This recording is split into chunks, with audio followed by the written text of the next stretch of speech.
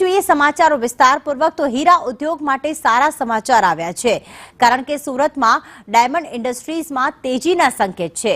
છેલ્લા ઘણા સમયથી ડાયમંડ ઇન્ડસ્ટ્રીઝ જે મંદીનો સામનો કરી રહ્યો હતો તે હીરા ઉદ્યોગમાં હવે વિદેશી માર્કેટમાં હીરાની માંગ નીકળી છે।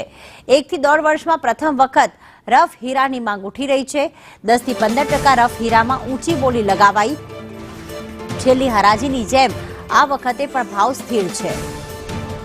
भाव स्थिर रहता हीरा बजार ने मोटी राहत मळशे। वर्ष 2025 में रफना भाव में रिकवरी की संभावना है। रफ हीराનું उत्पादन 105 मिलियन कैरेट रही शके छे।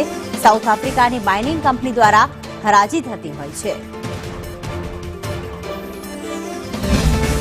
हीरा उद्योग माटे एक सारा समाचार छे अने हीरा उद्योग की मंदी घटे एवा संकेत छे। आपणा साथे हीरा उद्योग का दिनेशभाई नावाडिया छे।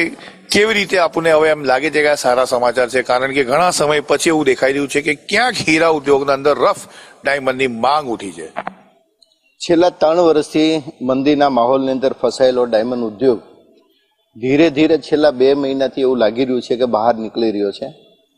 2 મહિનાની અંદર પતલી સાઇઝોની ડિમાન્ડો ખૂબ સારી હોવાના કારણે સાઉથ આફ્રિકાની અંદર જે કાંઈ ટેન્ડરો થાય છે એ ટેન્ડરો છેલ્લા 2-3 વર્ષથી જે પ્લસ નહોતા જતા એ ગયા મહિનાના ટેન્ડરો 7 થી 15% સાઇઝ પ્રમાણે પ્લસ ગયા છે। એટલે શુભ સંકેત છે ડાયમંડ ઇન્ડસ્ટ્રી માટે, કારણ કે લોકો નેચરલ ડાયમંડની રફની ખરીદી જ નહોતા કરતા, કારણ કે ડિમાન્ડ જ નહોતી। પરંતુ ડિમાન્ડ નીકળતા ફરી પાછા STHP ડાયમંડમાંથી બહાર નીકળીને ફરી લોકો નેચરલ ડાયમંડ તરફ અત્યારે મેન્યુફેક્ચરિંગમાં આગળ વધી રહ્યા છે અને ઇન્ટરનેશનલ માર્કેટની અંદર પણ પોઝિટિવ ચિહ્નો દેખાઈ રહ્યા છે।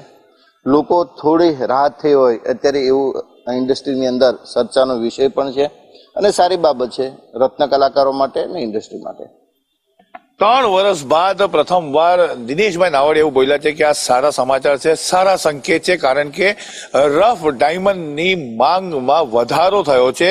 એટલે એવા સંકેત આપી રહ્યો છે કે હીરા ઉદ્યોગમાં ચાલી રહેલી મંદી વધુ લાંબી ના ચાલે એવું લાગી રહ્યું છે। કેમેરા પર્સન ભૂષણ ચૌધરી સાથે આઝમ સાલે, સંદેશ ન્યૂઝ।